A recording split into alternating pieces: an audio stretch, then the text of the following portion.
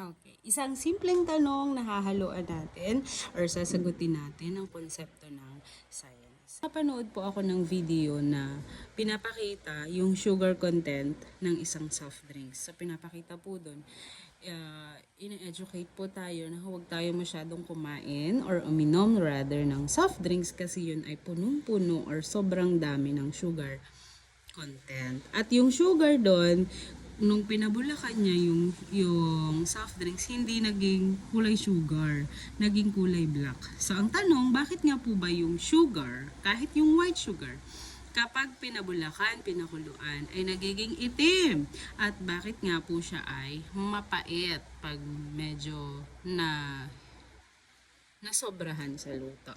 Ito po ang sagot dyan with concept of science. Ang white sugar po is primarily composed of carbohydrates. So, panibagong tanong po yung carbohydrates, pero hindi ko po muna sasagutin. Sa mga susunod na video ko sasagutin, ano nga ba yung carbohydrates? So, carbohydrates, o pahapiyaw, are composed of carbon, hydrogen, and oxygen.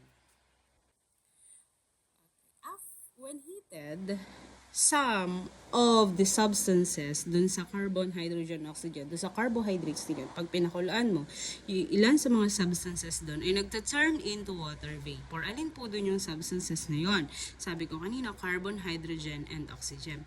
So, alin yung nagta-turn into water vapor? Yun po yung H, hydrogen, at yung O na oxygen. So, kapag pinagsama mo po yung H and O, makakabuo ka po doon ng water.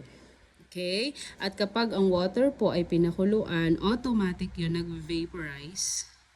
Nagiging water vapor. Nagta-turn into water vapor. Okay. So, nawala na po yung hydrogen and oxygen. Ano na lang po natira?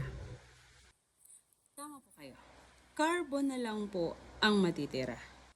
At yung carbon na natira pong yon ay magte-turn into black. So yun po ang dahilan kung bakit ang ating asukal kapag pinakuluan mo at natanggal na yung water vapor ay nagiging kulay itim. Carbon din po ang dahilan kung bakit yung ating asukal na pinakuluan kapag naging black na ay nagiging mapait. So, yun po. Why?